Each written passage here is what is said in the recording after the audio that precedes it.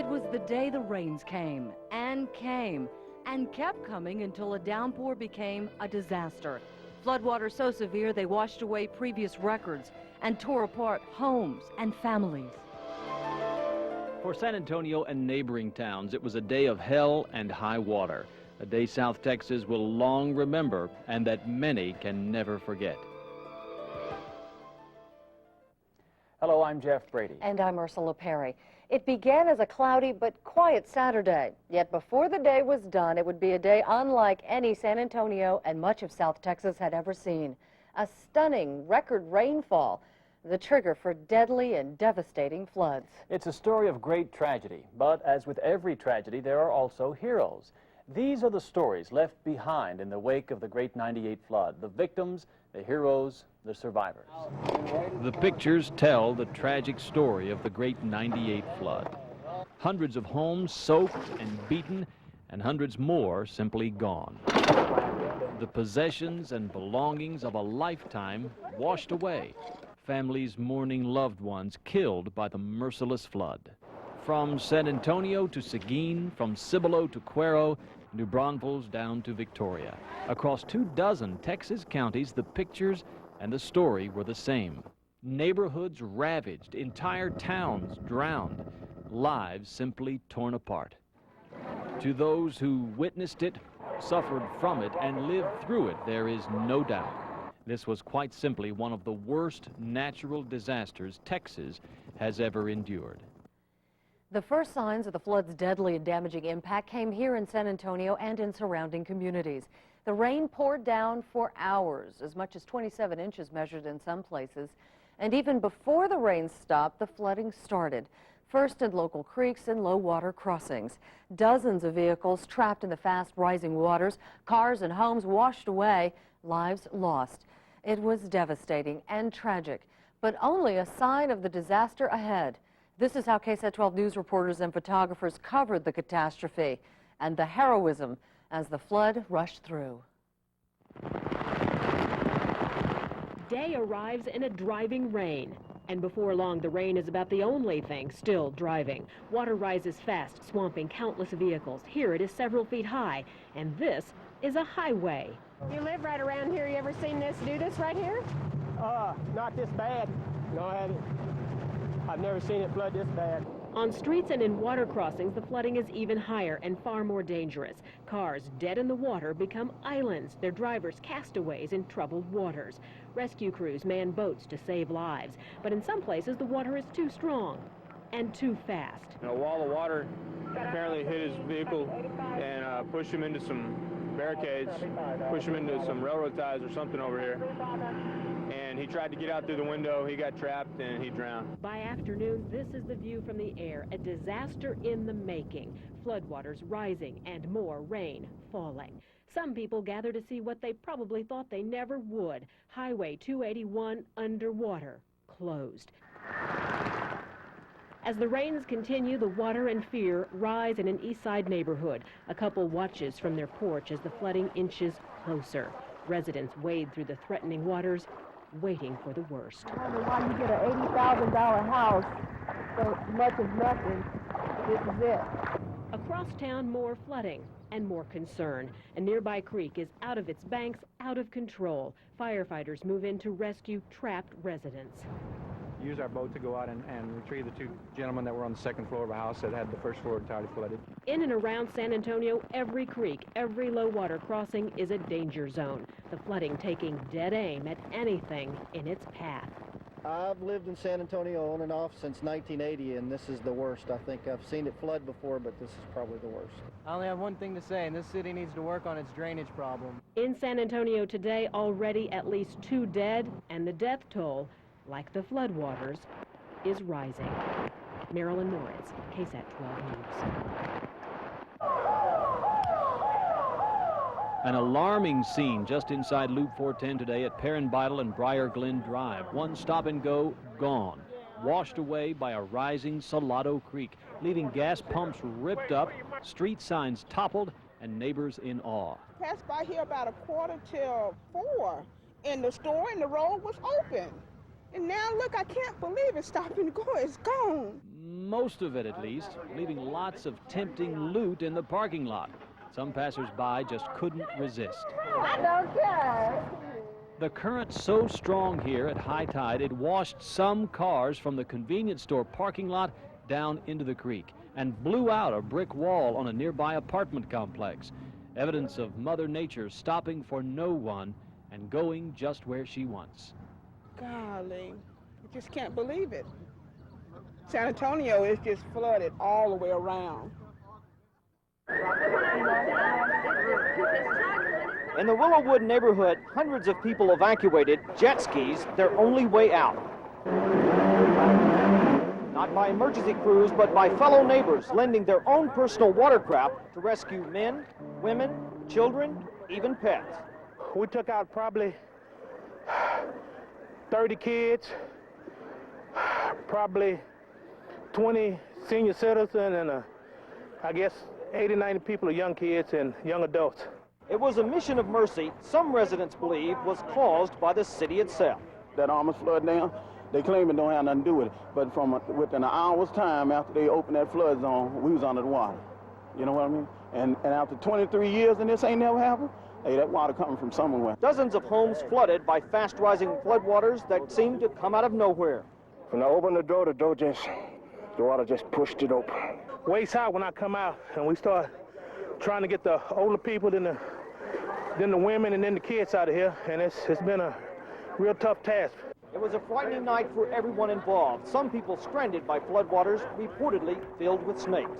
There was snakes and all the tadpoles and fish and frogs, all of that. Alligators. At the nearby KOA campgrounds, a similar story. An estimated 50 mobile homes and RVs swept away. I was trying to get back over here to see if I could get it out at that time, but when I got here, the thing was over on its side, completely covered with water. The Luna family stares at the very creek where disaster struck yesterday. They took their car, and their mom and dad were hanging on a tree. Swept away 6-year-old Miguel Jr. Just waiting and praying. Waiting and praying, all the family can do right now as the search continues. We had a customs chopper up in the air. A couple of our emergency service unit members, we went down for about a mile, searched back up for a mile, crossed the stream. Right now, the chopper went to go refuel for gas. Rescuers take a break, waiting for the water to go down. Miguel missing since 3 o'clock yesterday. To be honest with you, it doesn't look good. There's a lot of cactus, a lot of fences and stuff out there. I don't think there's much chance. This family is accepting that fact, but says they're still holding on to a hope Miguel will be found. Water up to the windows, debris stacked 4 feet high against the fence. This is a flood like Lou and Alice Henry have never seen, and they've lived in Selma for almost 2 decades. Their home, a total loss. It's all damaged, and it would cost more to fix it up, I think, than to replace it. Many of their belongings are gone, some of it just down the street. From barbecue grills to their boat, they slowly recover what they can and count their blessings. We're all healthy and fine. We didn't lose anybody, and that's a blessing. But I don't know where we start over. There'll be time to worry about that later. For now, they're too busy just cleaning up and sorting things out. Further downstream from the Henrys, an angry Cibolo Creek takes a swipe at another neighborhood, this one just outside Schertz. The people living in these mobile homes just now returning to assess damage. When the water started rising, they got out. Right after it got in the front yard, we all decided it was time to leave,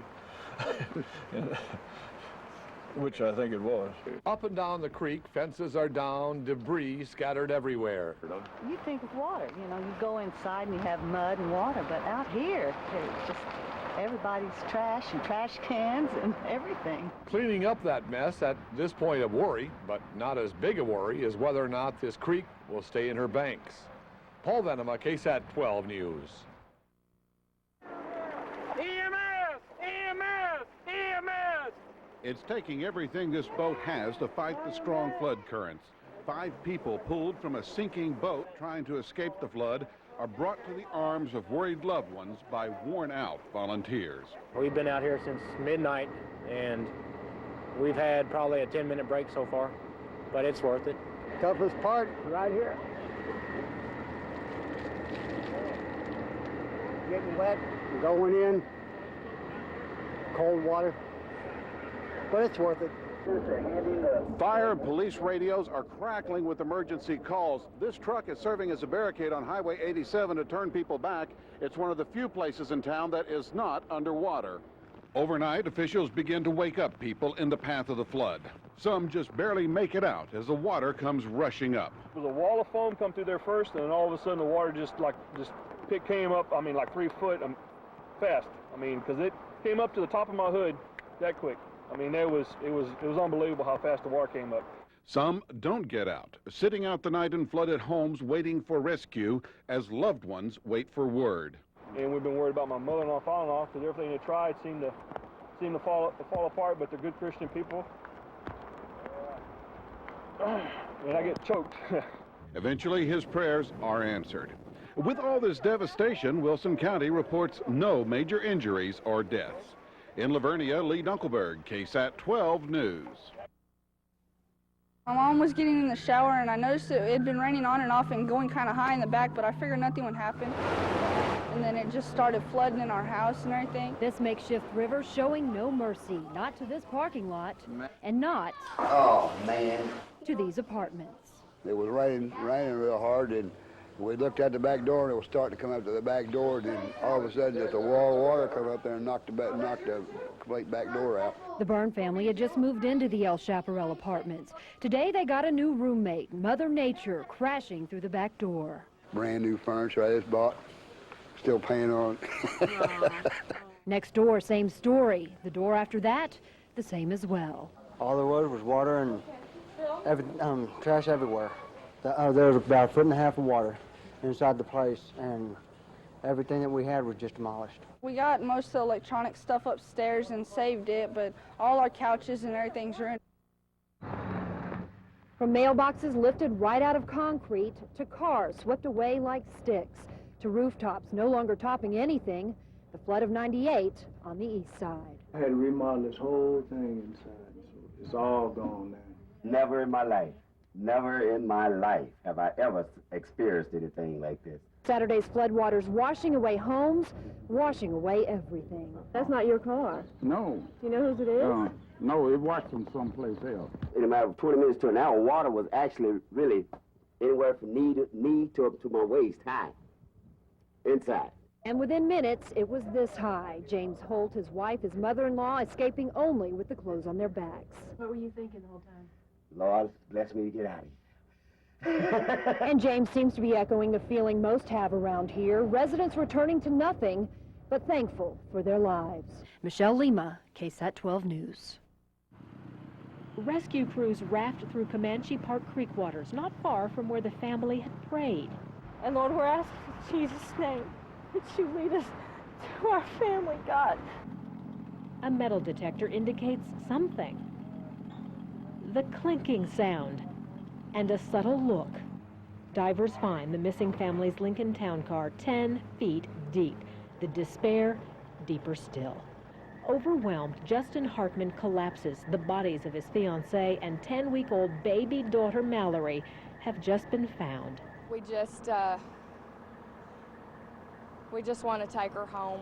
The family was headed home from a celebration, a wedding, when powerful floodwater swept and swallowed them up.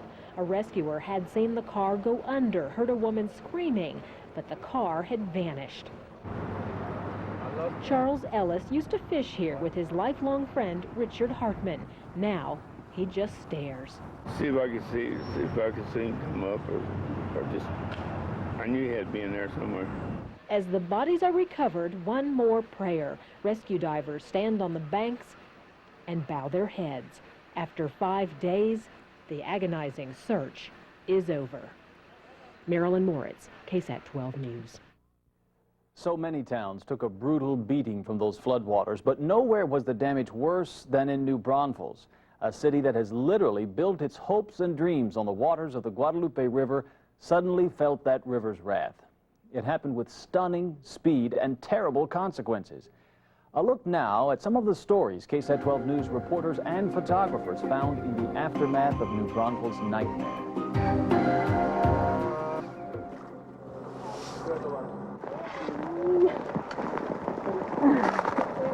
New Braunfels cleaning up, but Mother Nature not cooperating.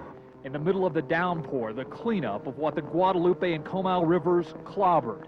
Buried in the trash and muck are memories and homes for the lucky. For others like Mary Causey, all that's left of her house is its front stairs. That is a stairway going nowhere right now.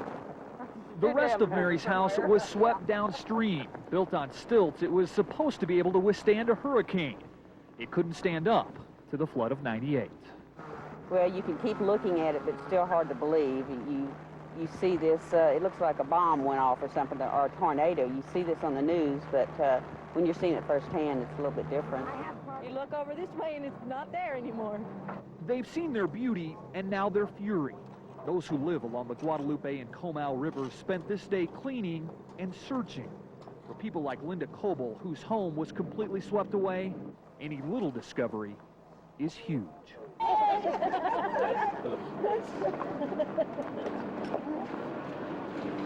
That's one of my elephants. There's no way I could explain what I felt when I saw this slab.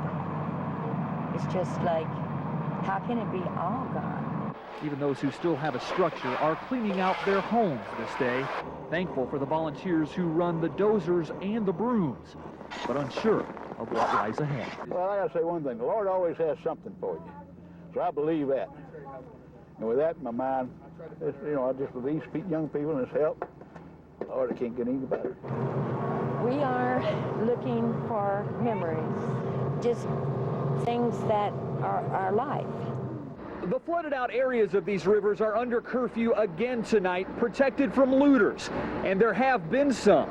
People who apparently have no problem taking from those who have very little left. In New Braunfels, Steve Spriester, KSAT 12 News. We know it as a place to play. Country of 1100 Springs.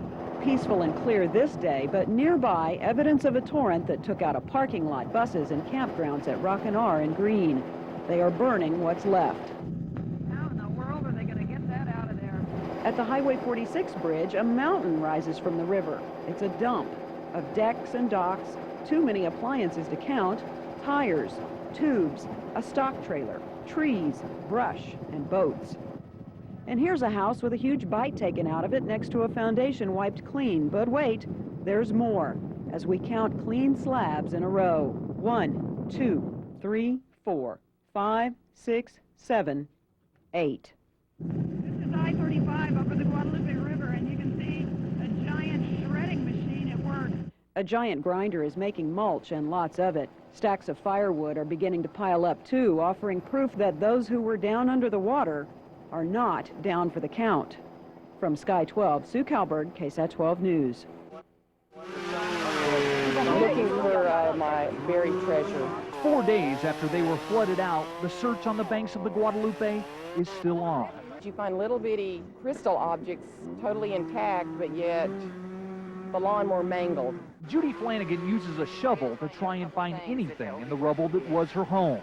Steve and Kelly Dean also lost their home, but were helped today by a crane. Helped to get their crushed car out of the river.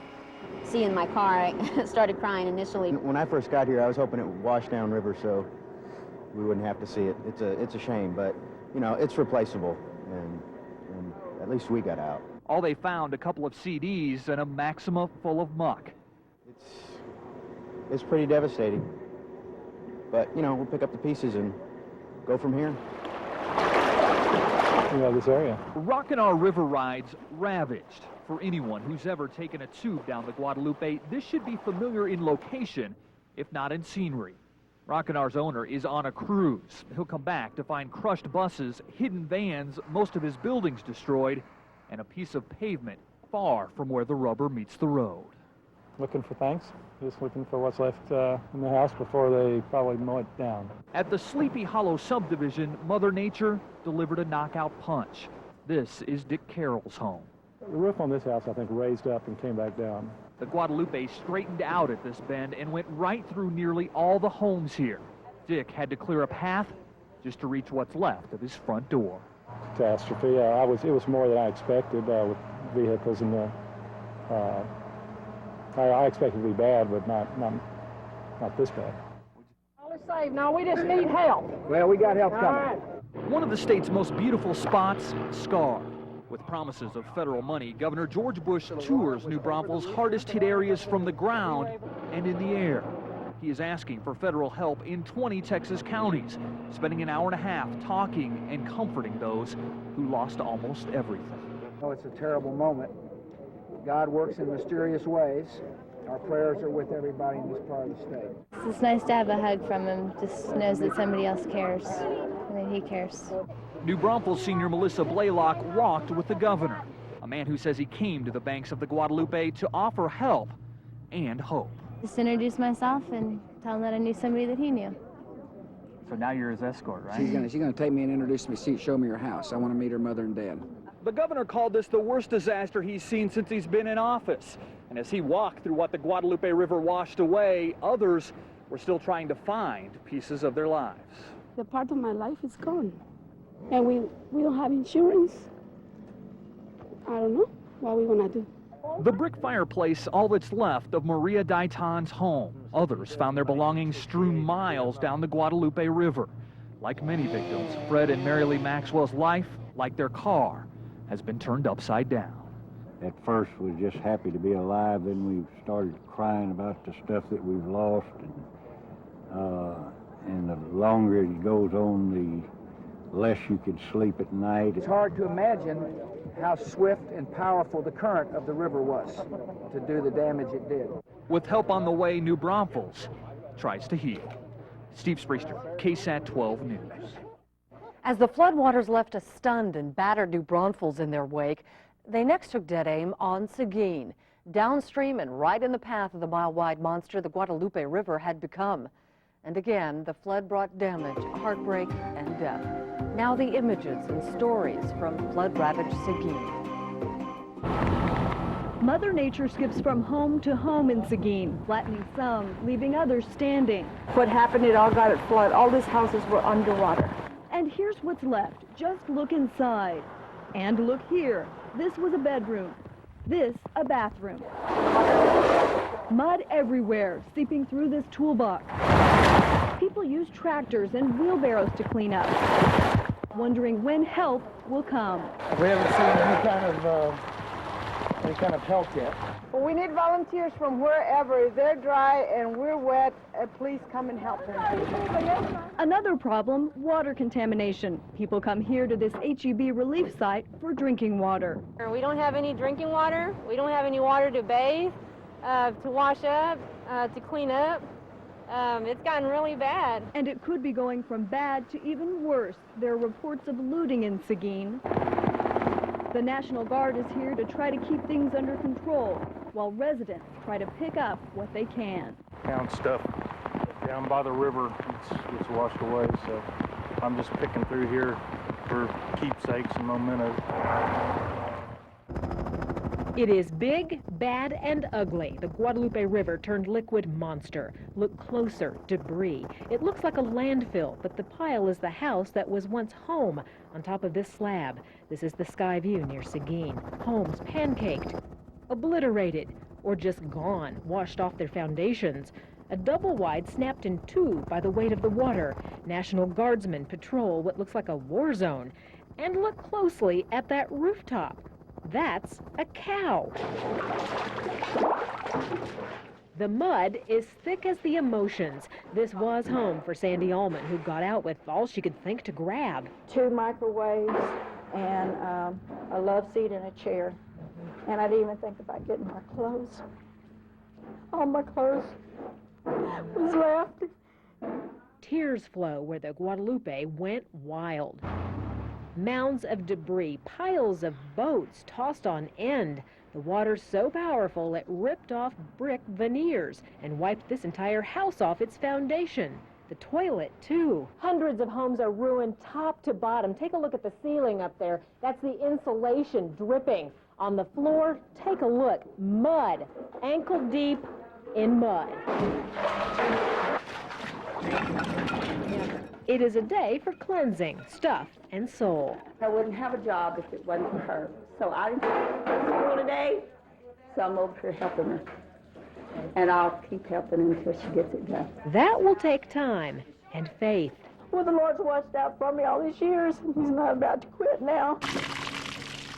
The mud they can wash away, and memories, this community is making new ones. Marilyn Moritz, KSAT 12 News. Lifting debris, dealing with mounds of mud, throwing out damaged furniture. It's the never-ending work these volunteers have been tackling for a week and a half. Until you walk in the front door of a house that's still full of furniture, still full of mud. Pictures everywhere, appliances turned upside down. That's when the realization of the violence of the river hits you. It's hit the owner of this home so hard, her brother says emotionally it's too difficult for her to be here. With the water damage, the silt and the mud, and then probably some raw sewage being mixed in with it and stuff. It's not a pleasant thing. And now, within 2 or 3 weeks, many of the homes in these neighborhoods are coming down. They can never be lived in again. Demolition crews are already at work in some areas of Seguin. Mother Nature did the demolition here. 3 slabs remain where houses used to stand. One of the houses ending up in this front yard. We've got at least 13 river communities, and every one of them got substantial damage. Some houses are gone, some are just, were filled with water. This house is coming down too. Once a home, now just a damaged structure. Nancy Gonzalez, KSAT 12 News. To many people, it seemed the record rains that day came out of nowhere. But in fact, our Steve Browne warned us the night before there could be big trouble on the way. But what exactly happened to cause such a disastrous rainfall eruption that day? Just how much rain did we get? And how many records were washed away? Steve Browne now with the answers. A lot of people have asked me what the ingredients were that made the big flood in 1998 a reality, and there really isn't any single ingredient that you can point your finger at. They're actually a combination of ingredients. Number one, a powerful cold front coming in from the west. Not too unusual, we get these in October. This cold front was a little bit extra strong, and it also was moving very slowly. Ingredient number two, again, this is not too unusual, Gulf moisture coming in off the Gulf of Mexico. This was a little bit unique because the Gulf of Mexico was extra warm this October. That because of the hot, dry summer we had, and water temperatures were still in the low to mid 80s out here in the surf off of Corpus Christi. So a little bit extra warm, a little bit extra moist. But the third ingredient was a Pacific hurricane named Madeline, and this was icing on the cake. This was the straw that broke the camel's back, as all 3 ingredients, the slow-moving cold front, the Gulf moisture from the extra warm water, and the moisture from the Pacific hurricane all converged right on South Texas, particularly between San Antonio, New Braunfels, Austin, out toward College Station, unleashing anywhere from 1 to 2 feet of rain, just unprecedented in weather records. Taking a look from outer space, there's Hurricane Madeline. That's what it looked like. You can see the moisture coming up across Texas, but really from this wide shot where you look at the entire Earth, nothing looks too earth-shattering here, but the moisture from Madeline definitely beaming up in on South Texas.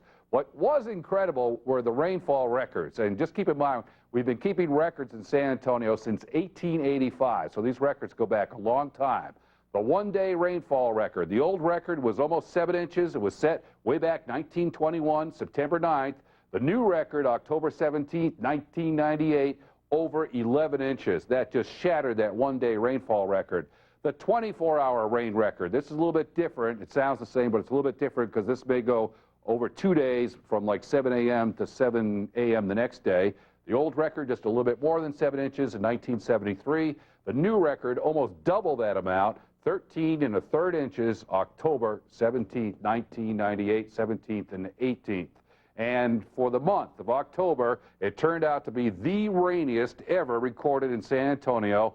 The previous rainiest month ever was September 1946, over 15 inches of rain. The new record, 18 inches of rain, October 1998. So these records go down in the weather book here as something we will not soon forget. And it was a combination, hopefully it's a combination of ingredients that we won't see again for a long time. From the air, the sight was breathtaking.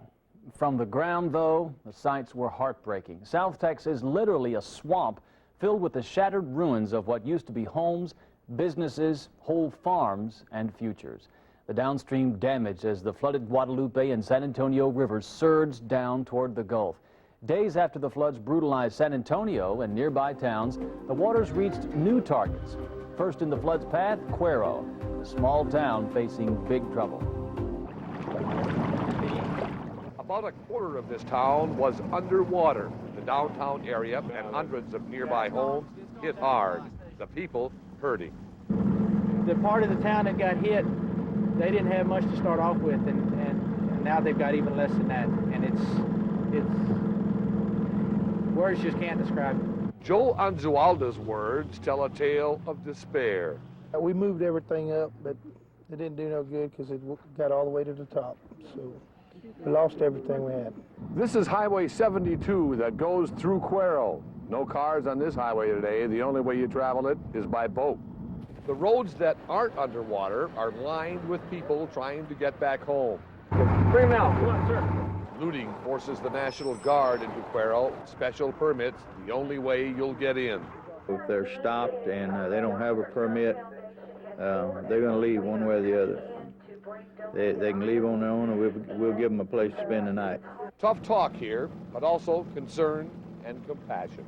In a town of 6,700 to have that many homeless, real problem. Yeah. But there is some good news. No deaths, no injuries. Even the cats stuck in trees and dogs on rooftops survived. In Cuero, Paul Venema, KSAT 12 News.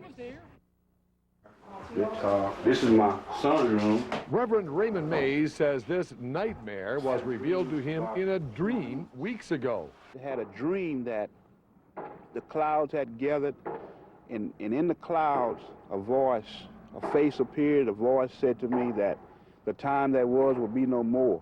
What is no more is the city he called home, changed forever, a change that came swiftly. I didn't think it'd be anything like this until we saw the water coming from this area over here, and it's like moving in real swiftly, you know.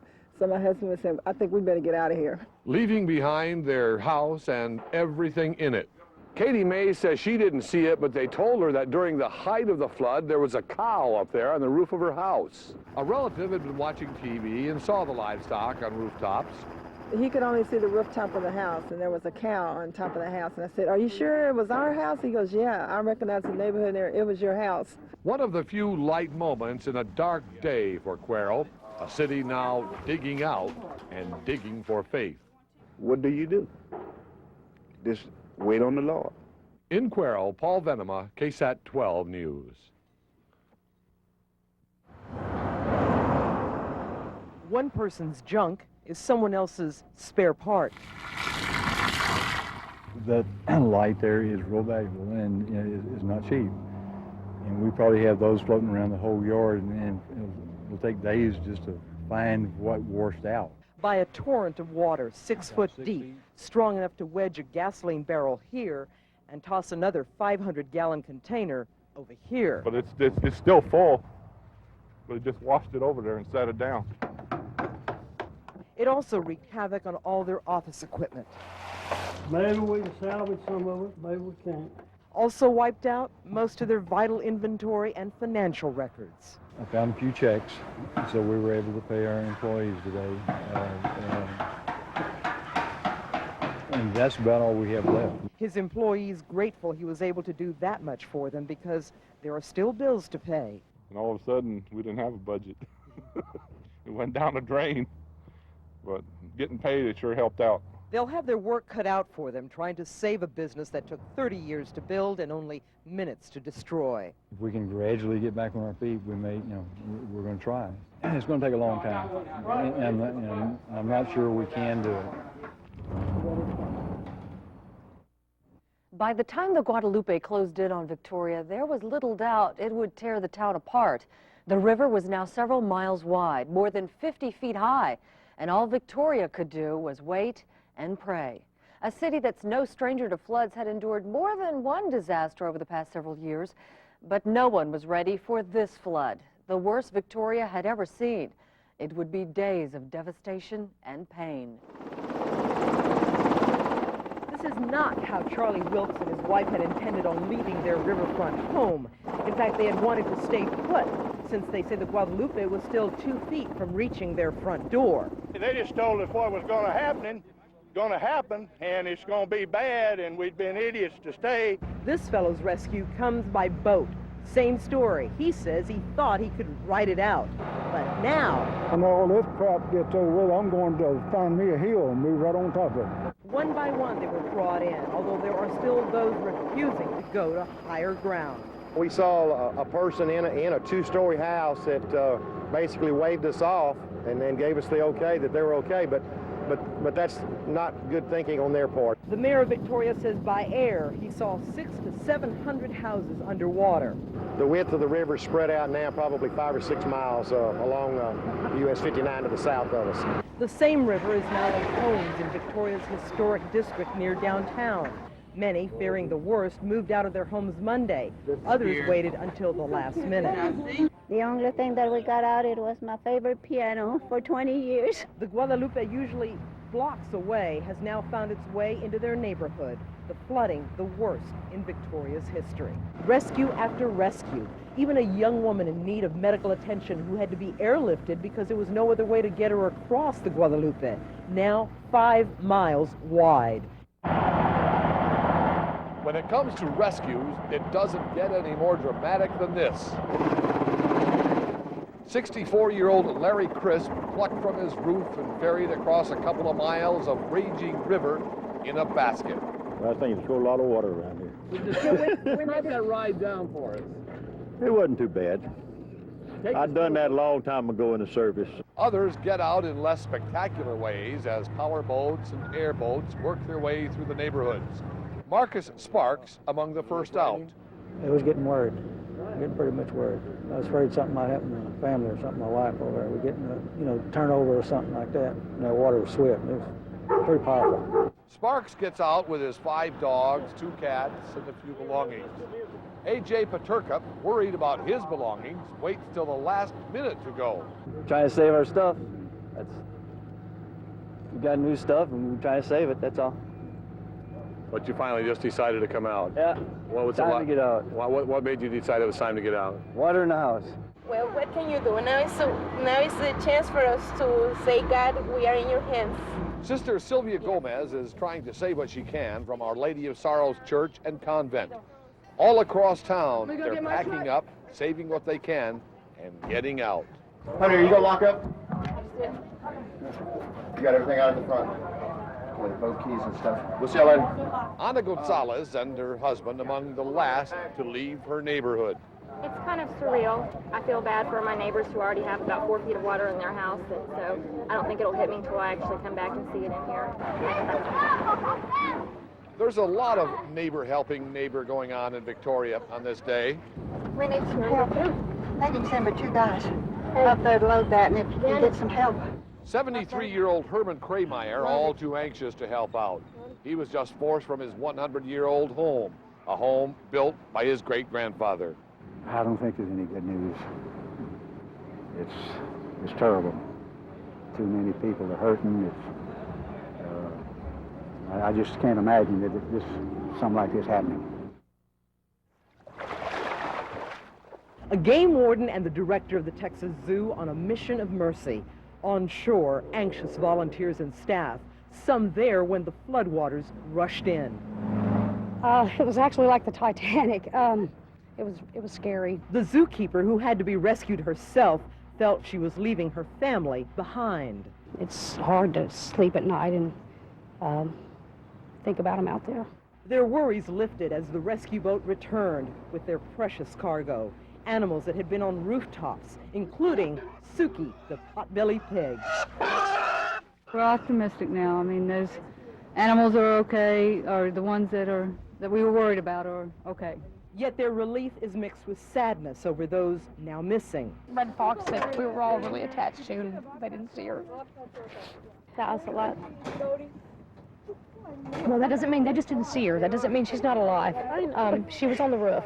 But the rest, like Ricky the Red Fox, Elizabeth Barrett barn owl and JJ, the Mexican eagle, will join the others at a local veterinary clinic like the extremely rare red wolves, now extinct in Texas.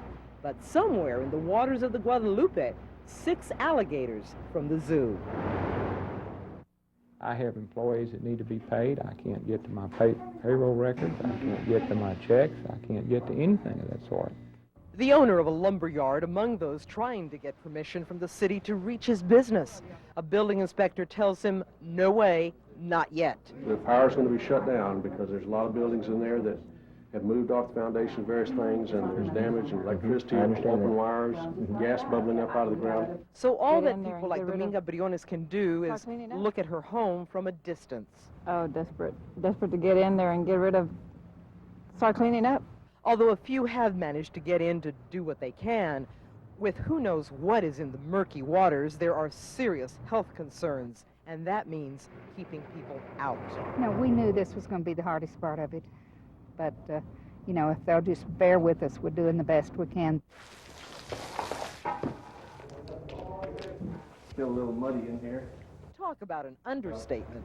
This is what the Guadalupe River did when it rushed into the Catholic War Veterans Hall. Notice I picked up the refrigerator and just kind of set it up on top of a table there. There was 5 feet of water where just days before, state conventioneers had been dancing to live music. We still had some band instruments set up over there. Of course, we don't have flood insurance, so we'll just have to start all over. This simple blue sign, the green light many had been waiting for. If they say we can come back in, like I say, we're going to start cleaning up and bring our furniture back. His home spared the worst damage, unlike Victor Magallan's mud-soaked house. He says this soggy, smelly mess is an act of God he can live with. We've been burglarized before, and that's a lot worse feeling, you know, coming in and seeing your stuff gone. Yet, as you can see, there are still homes and buildings surrounded by water. And until they're inspected for electrical hazards or gas leaks, their owners won't be allowed in to see the damage for themselves. In Victoria, Jessie Degollado, KSAT 12 News. I'm Denise Valdez. We have seen the destruction the flood left behind in San Antonio and South Texas. But something else has appeared in the aftermath, something truly special. The spirit of giving and lending a hand. Everywhere the floods left people in need, volunteers came through. Stories now of giving from the heart to help ease the hurt. We'll draw a line there then. Very good. Brittany and Burgundy get help with their homework, just like any other day. Write it correctly. But this isn't any day. It's 4 days after the flood. We had to walk in the water. It was so cold. It was freezing. And then... Were you scared? Yeah, I was panicking too. But you'll never think it'll happen to you. Time can go by just like that. Nice shirts for me here. Like many now living in shelters, this family left with nothing, except perhaps their stories. When they told us to stay inside the house, that somebody was coming to get us, but the water got too high for us to stay in the house, because it was like right here to me. Burgundy's family now trying to piece together their lives. Madeline thought she'd lost hers. Water became about a foot deep. We were sitting up there with legs up out there. This is all many of these people have left. A trash bag filled with clothes, a blanket, and a borrowed cot. Still, they say they count their blessings. Then I found a place to lay my head. Place to eat. Place to go to the restroom. I have a lot to be thankful for. Michelle Lima, KSAT 12 News. Brawn, grit, and heart. He still got his eye and his beak. They are college football players tackling one tough job. I've never seen anything like it. I mean, it's just the most Christian thing they could do, and we're grateful. Terry Lynn's riverfront home got blitzed by the Guadalupe. They're going to be mattresses, and they're going to be real heavy. A little direction from Coach and the Bulldogs of Texas Lutheran University huddle up and help out.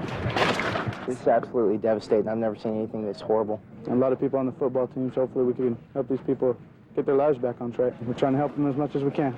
It takes muscle to shovel out tons and tons of mud. When these guys are done here, they're going to move to another muddy field, the football field. They have practice in a few hours. Teamwork is something these guys know something about. They use it here, cleaning out an 80-year-old woman's ravaged home. She doesn't even know it. They don't do this to score points, but they do anyway. I have a heavy heart and it got all light all of a sudden. Gonna be okay. This day, the home team is a winner. I'm gonna root them on forever. Marilyn Moritz, KSAT 12 News.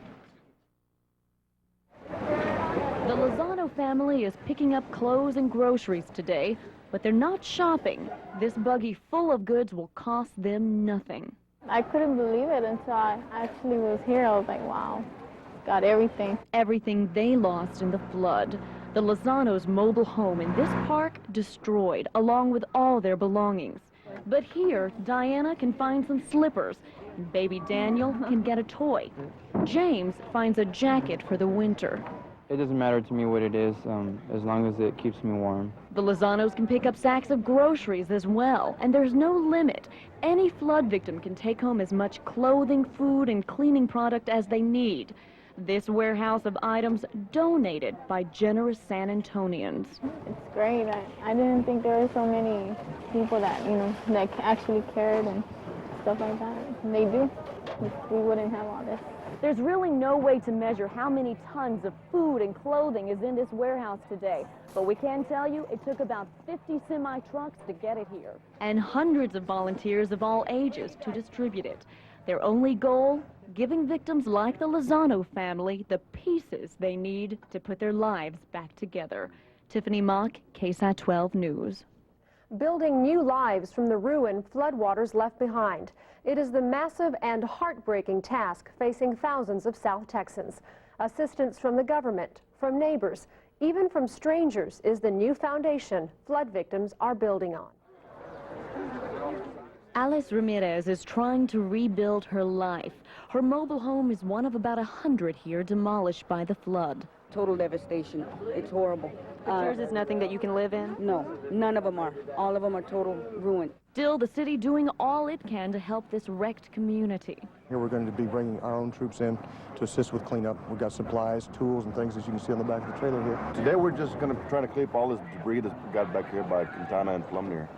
Basically, we just try to keep the road accessible there. A command post is set up here all week. The Red Cross on hand helping with shelter, food, even nurses administering tetanus shots. Most here have no flood insurance. Their homes tossed and broken like matchstick houses. For example, the trailer that was sitting right here on this slab is now about 20 yards away on its side, and the trailer that was in the lot next door is nowhere to be found. My trailer completely gone. I walked all the way to the bridge on the Leon Creek, and I can't even see nothing that even looks like it. What you can find are instant reminders of the flood in trees, fences, and yards. For now, victims like Alice can do only one thing. Start all over again. Start all over again. Tiffany Mock, KSAT 12 News. It's hard to believe that this was only last Saturday.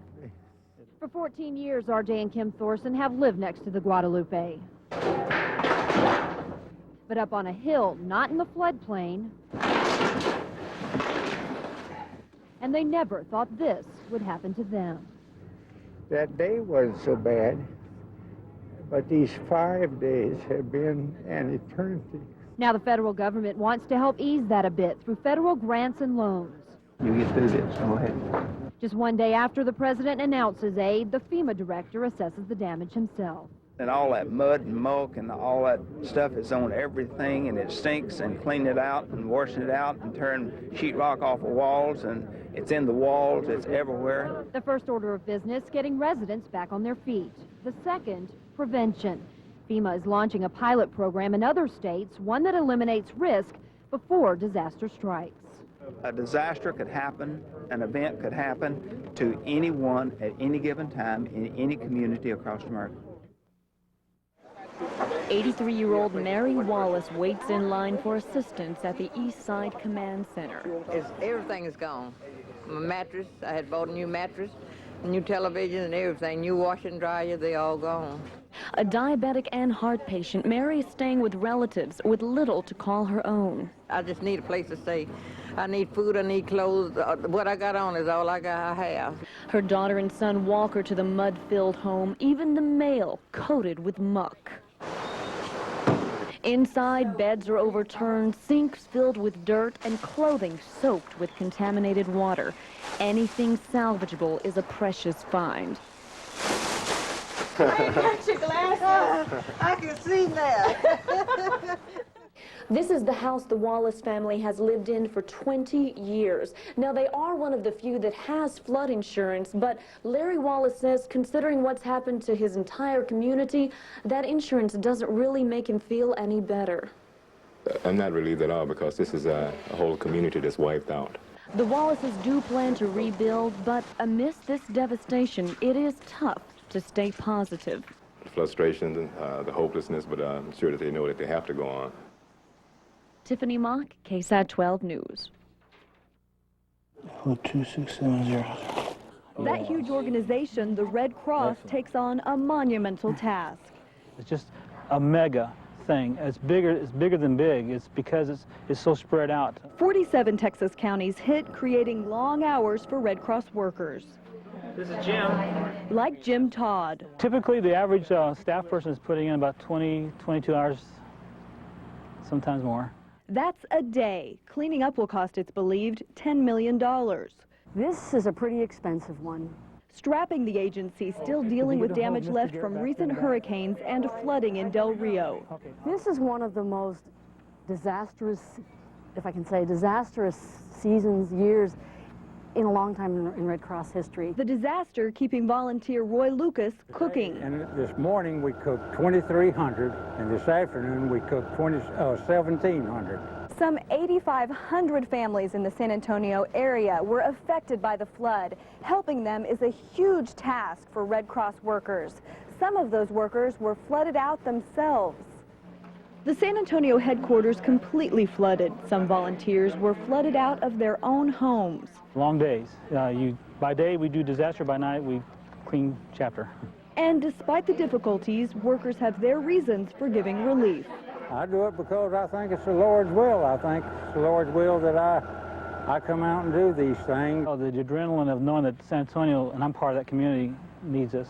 There's something inside of us that says, you know, these people need help, and we'll be here to help. And no matter how strapped, the Red Cross will stay camped out here as long as people need help. Holly Weymouth, KSAT 12 News. The flood broke apart homes and it broke apart communities, but it could not break the spirit of those who lived through the nightmare.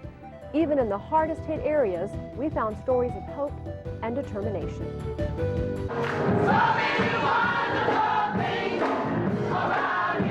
One house of worship empty this Sunday, only humming fans and warped wood. Another brimming with voices and survivors.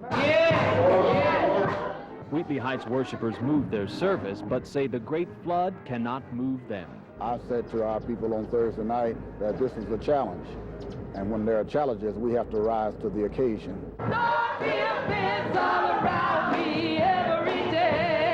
Lord, be a fence around me every day. No fence could have kept out the flood. Remember this? 1 week ago, an organ caked in mud, a church building deep in disaster. And today, it's not much better. But the people are determined and devoted. It's been very tough. However, it seems that it's bringing people together, people that you usually don't see during the week. They've been at the church fixing food, cleaning up, and trying to get our church ready, you know, to help the community. So it's really brought the church together. God is a good God. Even in the midst of your storms, Wheatley Heights, He's still a good God. It's hard to lose your valuables, but it'll be harder to lose your child or your husband. Today, her husband's playing the church organ. In fact, no one in this congregation was hurt by the water. And remember this, last weekend an anxious groom looking for his bride. Well, she not only turned up and got married, today she sang a solo to a congregation young and old committed to recovery.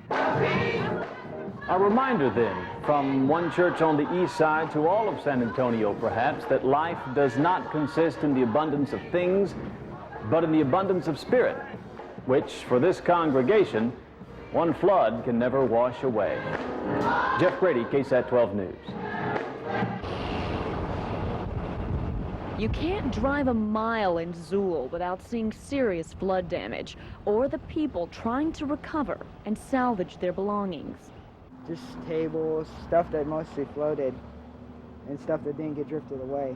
But this house is beyond being saved. Gonna leave it. I guess they're just gonna move on, find a new house. More than a week after the floods, getting around in this community is still difficult. Here, a heavily used road is blocked by what looks like a small river. Got to go all the way around, take a long way around and all that. Or are you just going to walk through the water? Yeah. Down the road, Redeemer United Church of Christ sits empty, waterlogged, but the congregation makes do with services at a nearby bowling alley.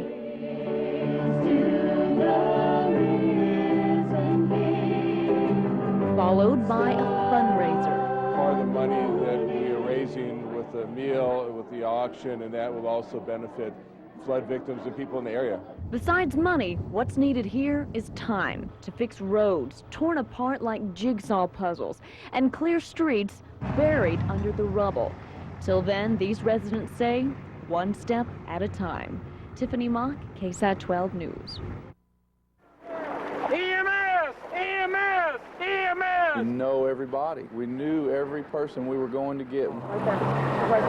And there were so many of them, it was just so overwhelming. October 17th, 1998. Lavernia Fire Chief Kip Workman won't soon forget. This truck was sent out to rescue some people on Dry Hollow Road.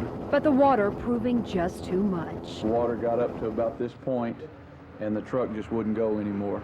This truck goes in to help. Its skeleton now sits by the road, a haunting symbol of Mother Nature's fury. And at tonight's high school homecoming game, another symbol. This one of resurgence. We're thankful for all we went through this past week, that nobody was hurt real bad. Disaster that we had and everything, it's, I guess, brought us all a little bit closer to help everybody else out. The future is very important. We'll build it up and we'll all still be together when everything is done.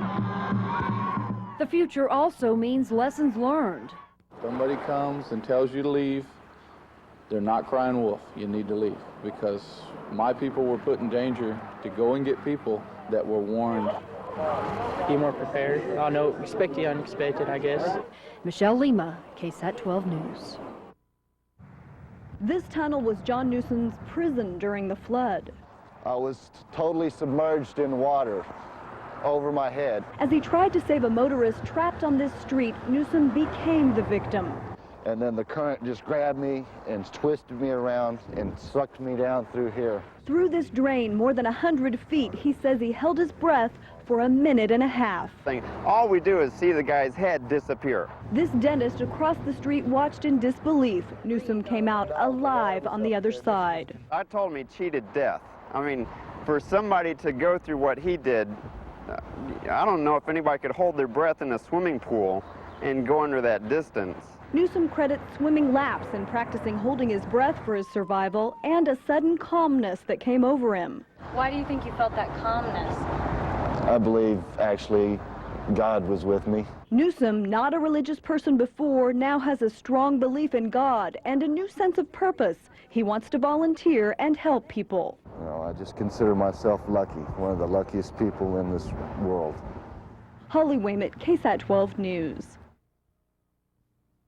For richer, for poor, for better, for worse. Jackie and Joel, a love story that ends with better, but begins... That's my fiancé in the church. ...on a dark and stormy night. There's a frightened young lady with her bridesmaids in that church.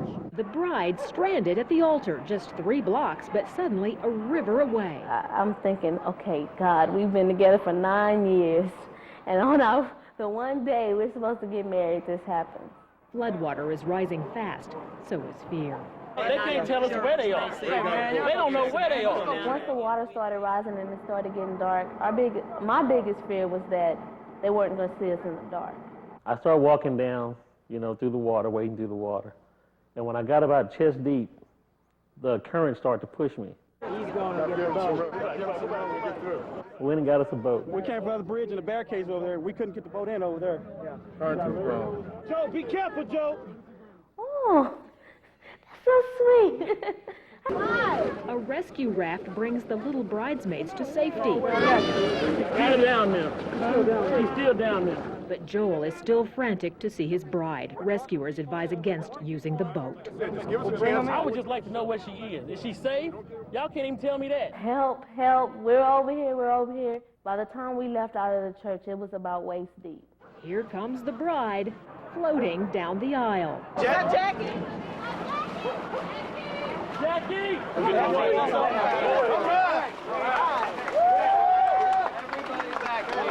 That's my wife. Get the hell with that.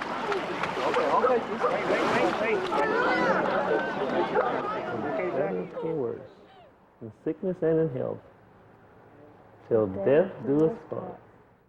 The flood of record. It's a term that designates the '98 flood as the worst San Antonio has ever suffered. Now, many here wonder if the city was really ready this time, and will we be ready if there's a next time? City leaders have some answers to those haunting questions.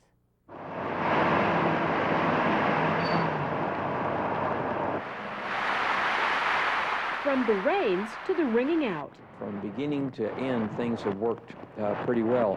That's Mayor Pete's crane gauge.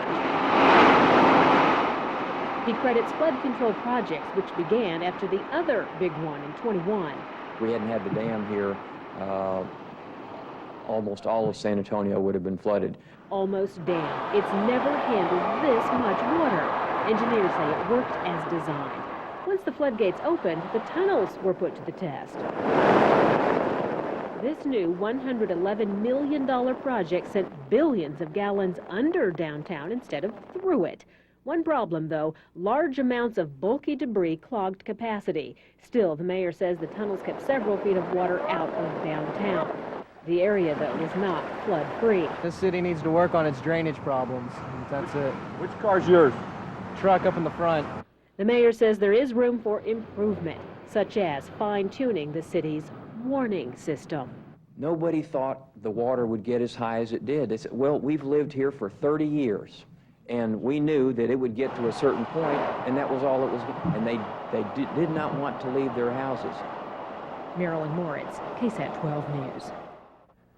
Though it is often painful to look back and see all the images of the terrible flooding, it is now a part of our history. So we not only look back on the devastation and the death, but we also look forward with hopes for better times and hopes that this disaster will make us all stronger as a community. We'll remember not just the tragedy, but also the humanity, how our neighborhoods and communities suffered together and reached out to help those who needed it the most. While many hearts were broken, many more were opened. It's the spirit we share, the special bond that brings out our best when things are worst. So this video is for all those who suffered from the flood and for all those who helped ease that suffering, for those who faced the danger with courage and those who fought the floods, risking their lives to save others, for all those who have the hope to rebuild and all those who have the heart to help them. We here at KSAT 12 are proud to be a part of San Antonio and all of South Texas, and proud to join in the effort to help recover and rebuild together.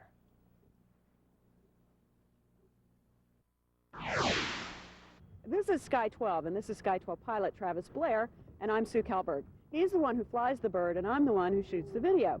And we know that during the rush to tell all of those important people stories during the Great Flood of '98, of lives saved and lives lost, there simply wasn't enough time to share all our aerial video.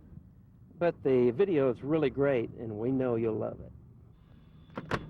So, if you live in Shirt, Cibolo, Lavernia, Sutherland Springs, New Braunfels, Seguin, Gonzales, Cuero, Victoria, or somewhere in between, rest assured, if you look deep enough, you will recognize your community. And believe me, we may have been down under the water, but we in South Texas have not been down for the count. Now, what you'll see is a couple of stories that actually aired on KSAT 12 News, but mostly what we've included here is video you've never seen before and interviews with some of the people closest to the center of the storm. So watch with awe the spectacle of the great flood of '98 as it tries and fails to rip the heart right out of the KSAT 12 viewing area. Come with us, the best seat in the house, here in Sky 12. Because we're partial to helicopters, we'll start in Victoria with some very brave men in their marvelous flying machines. Sky 12 over Victoria, the perfect place to watch a Coast Guard Dolphin helicopter searching for signs of life in a raging river.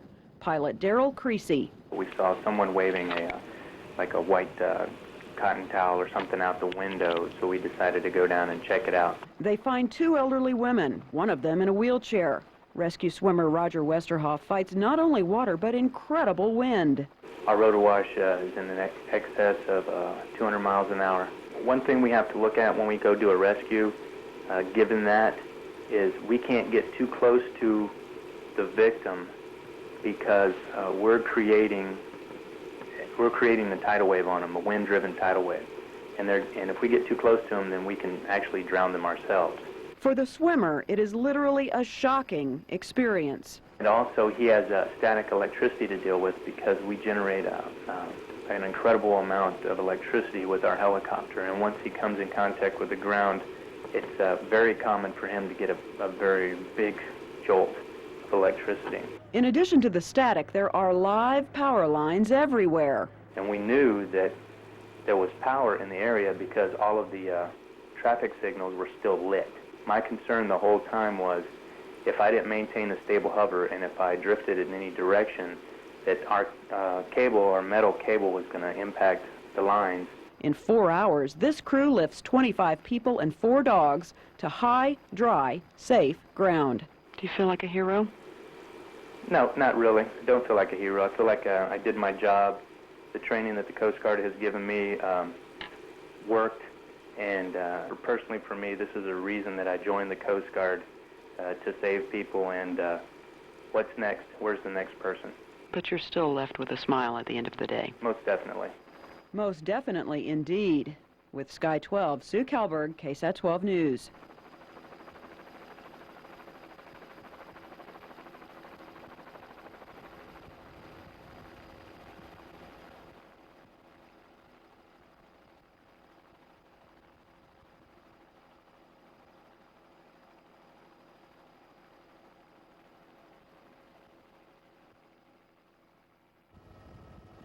It's a Sky 12 view of Victoria under siege. Tuesday, with the Guadalupe River capturing more territory by the moment, the crew of a Sikorsky Blackhawk helicopter risks it all to save an elderly couple. It's a rescue bird with a crew of 4 and an amazing tale to tell. When you're sitting in the cockpit and the trees are flopping around and the water's rippling, keeping a good reference point to keep the aircraft steady is difficult. Without all 4 of us working together as a team, there is no way that we could have done that mission. John was looking towards the back to make sure the tail rotor didn't go into the trees. David was looking to the left, as was I, to make sure we didn't get close to that big tree. And Mark was on the controls, and he was looking outside, doing what we call scanning to make sure the aircraft didn't drift. Dodging a rooftop antenna, they drop a diver and a sheriff's deputy into danger. The fire department diver went into the house, brought them out, put them in the basket. Well, the main concern, of course, is somebody panicking and doing something that could cause them to be injured. It's got to be a little tense. A little bit, yeah, we were sweating. It's a very draining experience because you're constantly, I mean, your adrenaline's running and you're just, you know, you're using every bit of concentration that you have to try to fly the aircraft. They gave us the thumbs up, saying that they were all secure inside the basket. Then the crew members in the back told us it was time to go straight up. Straight up and away over an angry enemy. Mainly flying back, the concern was getting too much forward speed and getting too much wind in the basket, because that can cause it to spin as well. The landing is an answer to their prayers. Perfect. In the Great Flood of '98, this battle belongs to a Blackhawk. And I'll tell you, me and Mark high-fived each other after we knew they were safe on the ground. It must be a wonderful feeling. It's it's the best. I don't think I can describe it. The self-satisfaction that you derive from it, and knowing that you were able to help out your fellow Texans. You know, I mean, it sounds kind of corny, but that's really kind of the way it is. That's what it's all about. On 1310 AM KPOZ, while watching Channel 12, a few nights ago I saw an incredible piece of work by photographer Sue Kalberg, who also served as a reporter, an aerial reporter over the city of... Hello, Sue. Good morning, Steve. It is a pleasure to have you on here. Well, thanks. You did a great job. I appreciate that. There are an awful lot of people out there who are doing an awful lot of just absolutely amazing work, and you know, part of the beauty of the helicopter work that I've been able to do is due to my pilot, Travis Blair. He is one of the best in the country, if not the universe. He's the man. He knows how to put those pictures right out the window and make it happen and make us all live through the experience, which in times like this is it's a factor. Now, let me set the scene for you. In Victoria, homes being inundated by the moment because the river's just rising. Here's a Coast Guard helicopter hovering over a house, so we knew they were trying to effect a rescue. And so the way we operate is that we circle a helicopter, a rescue helicopter, in a counterclockwise fashion, and we see another guy on a rooftop, you know, just at his 9 o'clock. So we tell him, hey, you know, buddy, when you're through with that guy over here, here's another guy.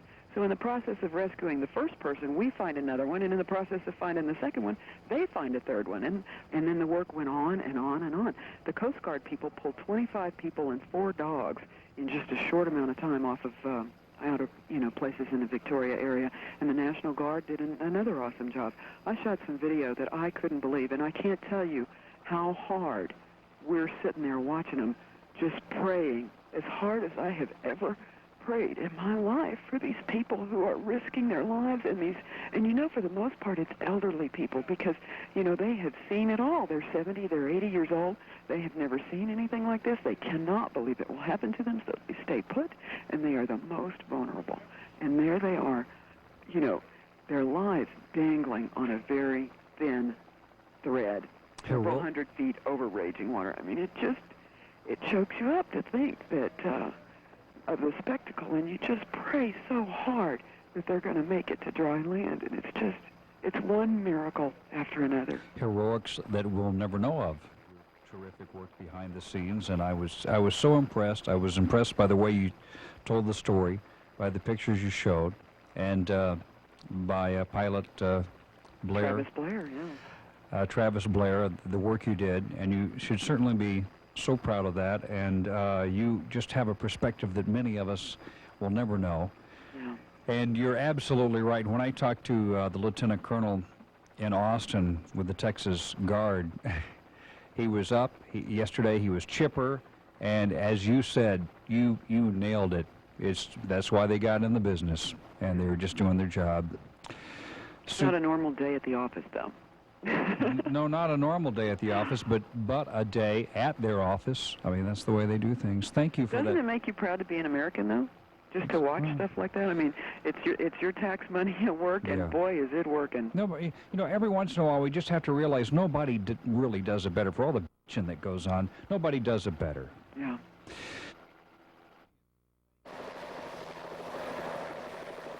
Military aircraft aren't the only ones in the rescue business. For a time, our own Sky 12 is commandeered and pressed into service to save the lives of 8 people.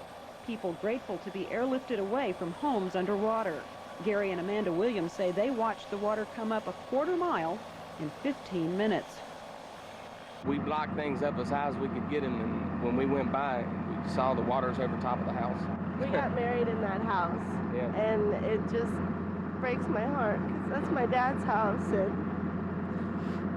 the house has a lot of special memories in it. We had approximately 65 people across the creek here at the Guadalupe County line. It's turned into a multiple county rescue. We got all the people out, but we failed to get assistance from the county. We more or less been trying to get equipment and stuff ourselves. We got people stuck in the trees. They rescued them. Right now they're going for a couple people in a house. The lady's bedridden, and that should complete the rescue at this time.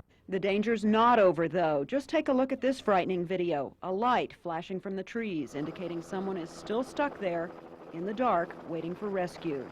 It was too dark and too dangerous for Sky 12 to make a difference, but eventually, volunteer firefighters were able to save them.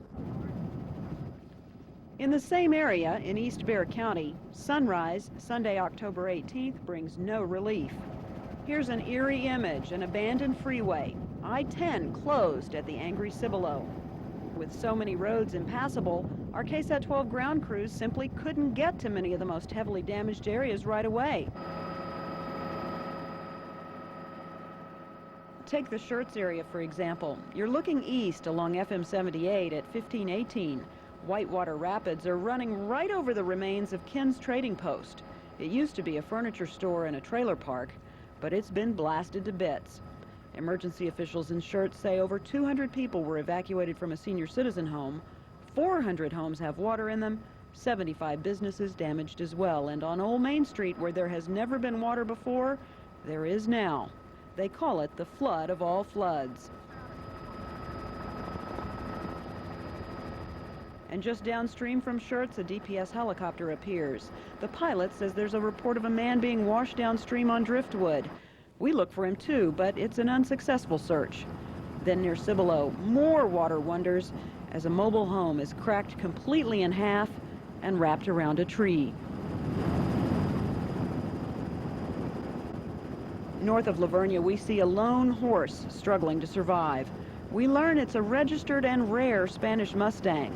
While this horse made it back home, 3 others belonging to the same Lavernia family are still missing. The children are still hopeful that a small reward being offered will lead to some answers about their missing pets. I'm Kip Workman, and I'm the chief of the Lavernia Volunteer Fire Department. We've got 40 volunteers at the department, and the ones that showed up and were able to respond that afternoon stayed there. Most of them took off work and stayed there from anywhere from 2 days to 4 days. I credit them with most of the everything good that happened. I mean, they gave 120%, I guarantee you. They had some tense moments. Oh, yes, yes. We had 2 crews had to spend the night on 2 trucks out in deep water, and they were, I don't think that they were worried that they were in any kind of danger. The trucks weren't able to move, and they couldn't get out at the time, but they weren't going anywhere. But we had trucks making rotations there, checking the water levels and advising people as they saw them to get out or get ready to get out. And then as it got closer to nightfall, probably a little after 8, we started we were telling people just leave now, and you know, don't worry about all your stuff. Let's just get out. A lot of people got out. A lot of people left ahead of time. A lot of people, you know, put all their possessions up high. But there was some that just, you know, didn't think it was real until they saw the water. And then by the time they saw the water, it was, you know, it was too late. You can't stop it. And you know, I don't know what to say. It was just amazing that everything worked out. And one point I would like to mention that there was no loss of life, no loss of human life in Wilson County. And I credit that to all the people in the area, you know, keeping their cool and working together and you know, doing a good job. From Lavernia, we fly north to New Braunfels and find all the places we love to play on the Comal and Guadalupe rivers with a new and heartbreaking look. Schlitterbahn is a muddy mess, and water levels are so high you can't even see all the places where the homes used to be. I'm Don Ferguson, and I'm assistant to the city manager for the city of New Braunfels. And the rains came, and when they came, they didn't stop. It just seemed like it was never ending. It was just a consistent onslaught of heavy rain. There really wasn't much space between the drops, if you know what I mean. And truly, this was a historical flood, but this is a piece of history that I don't think, quite frankly, many people would like to remember. It was truly a nightmare. But we're wanting to tell folks that, you know, that this is a community that was not built overnight, and it will be rebuilt. It may take some time, but we're underway with that process. We were very lucky in this flood in that This flood occurred during the daylight hours, and people were afforded the opportunity to see the water rising and take the higher ground. If it had happened at nighttime, it would have been totally different. You talk of the damage in the city, and I know what we've been asked frequently in the days that followed, which area was hardest hit. And I think the thing that best defines this flood is the fact that there really was one area you cannot define as the hardest hit. We had damage widespread throughout this city, whether it be the west side, whether it be the central area of town, whether it be the northeast. It really was all over the community. If you were near a body of water, the chances are good you took water. And the bigger stream of water, the bigger river of water, the more extensive the damage was. But when all was said and done, we had over 1,700 residences, whether that be a home, a condo, an apartment, 1,700 residential units that were either damaged or destroyed. The damage was also very extensive to our business community, as we had some 90 businesses that were damaged extensively and suffered many millions of dollars in damage. If there's anything good that comes out of an event like this, it's to see just how good the community really is in its response and its dealing with this situation. It was a matter of neighbors helping neighbors. Then the volunteers came, and boy, did they come. They came in mass. We had more than 600 Mormons from the Austin-San Antonio area. We had a team of some 40 salvage specialists from Michigan, the alert team that came in. And that's just to mention a few of the many, many volunteers. You know, New Braunfels is a can-do community, and I think clearly the days that followed the flood emphasized that, as this community really joined forces in the effort to get the rebuilding process underway.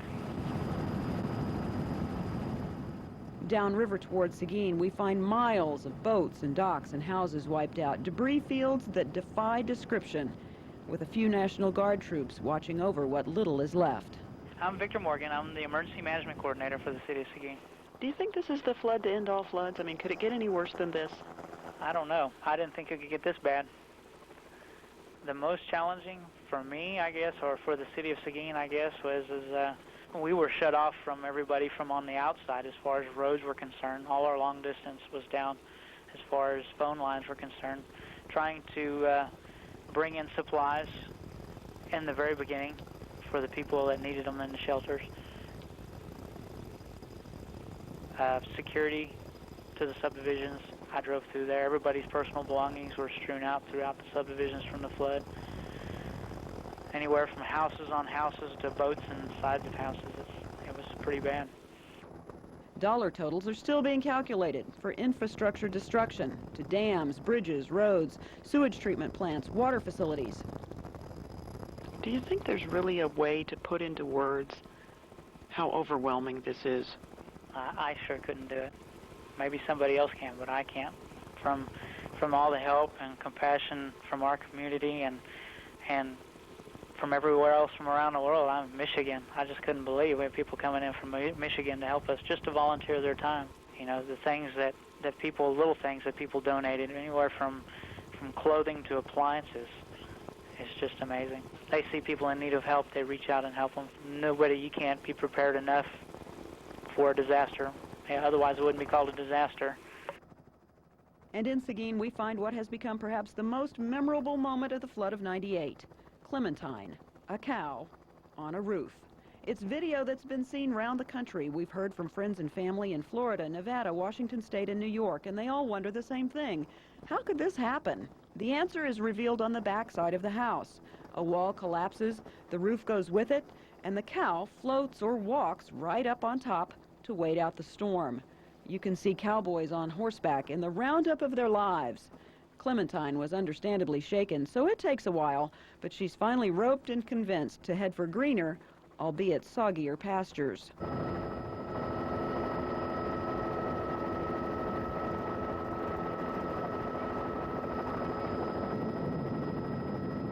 On Monday, October 19th, Sky 12 heads for Floresville with instructions to meet up with our New Star satellite truck.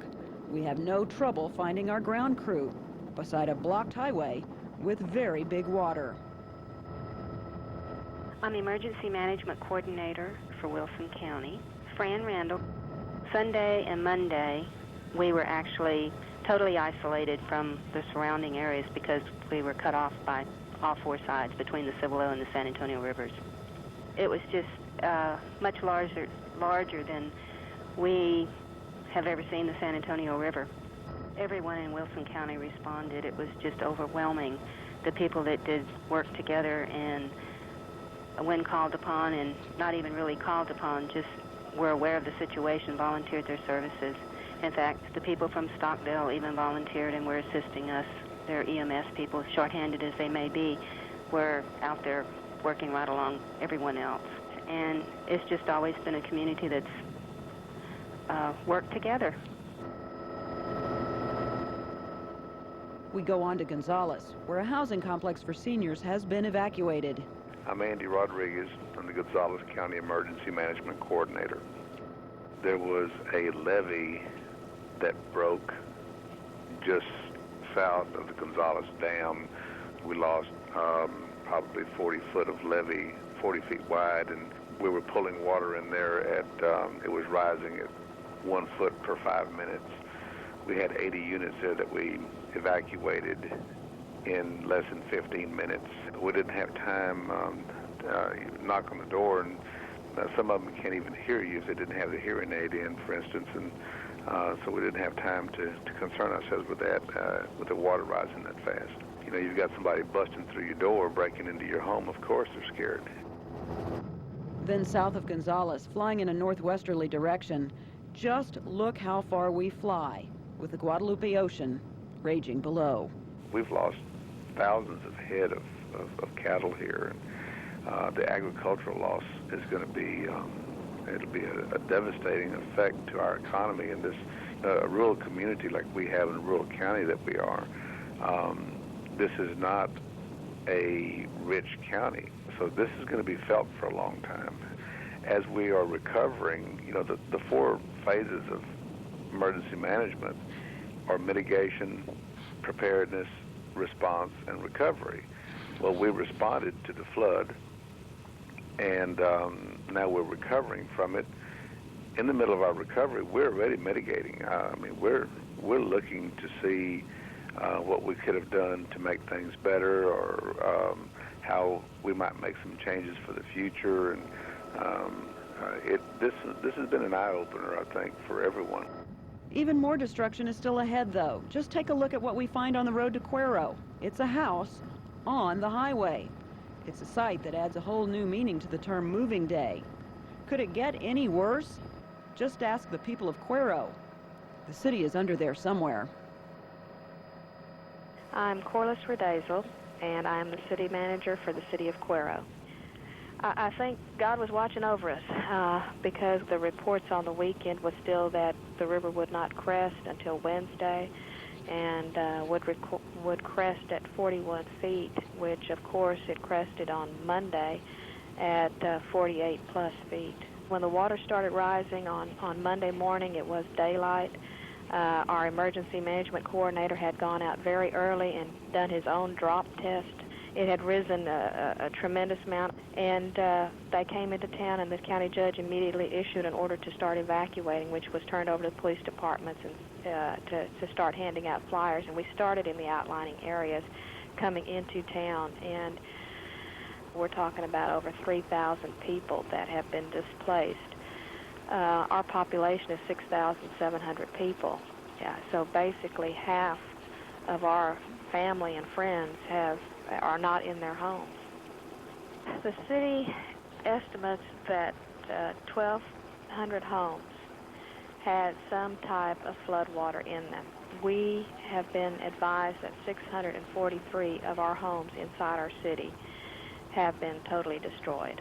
We've got this map that we've got drawn off where the floodwaters came in, and if you look at that, you know, approximately 50% of our town had water in it. A number of people's homes completely have disappeared. They are not on their foundations, they are not in the city, and the ones that, some of those, I should say, that floated did land in the middle of city streets. How many houses do you think completely disappeared, like can't find them? I would have to say we're looking at anywhere from 5 to 8 homes that are missing. You know, they completely left the lot which they were on and there are numerous houses that are on the lots, but they're off their foundations. I saw one small structure that is laying on its side. When I say a structure, it's a small home. I went into an area in the south end of town, I want to say southeast side of the city, and I was going like, where's the water line on the house? And the gentleman that I was with says, well, if you look up in those trees and see the trash at the top, that's where the water line was. So the homes that we were driving around looking at were completely buried underwater. It's amazing. It's an amazing sight. What do you think that this whole event has done to the site? Well, basically, the people of Cuero have a wonderful spirit. We continue to appreciate the thoughts and prayers and phone calls that we get from people, because it's going to be those things that's going to keep lifting us up and keep helping us to move forward. The race downstream reaches Victoria, where again the Guadalupe is faster and higher than expected, where it's the rail being run out of town by a river, where a lonely cow would hold her ground if only she could find some. I'm Vance Riley, and I'm the fire chief for the city of Victoria. We originally thought we had about 4 days to prepare for a flood that would just barely be over a previous record, and instead we ended up having about 24 hours to prepare for a biblical level flood of 3 or 4 feet higher than what was predicted. The lessons learned, first of all, we need a much better way to classify floods and flash floods that give people a better idea of the intensity or severity that's predicted. And I've asked the National Weather Service to consider categorizing them from a scale of 1 to 5, and then people may have a better idea. And if we come tell them it's a category 4 or 5, they'll understand they really need to get out that way. I think it's important to never second-guess Mother Nature and always err on the side of expecting the worst.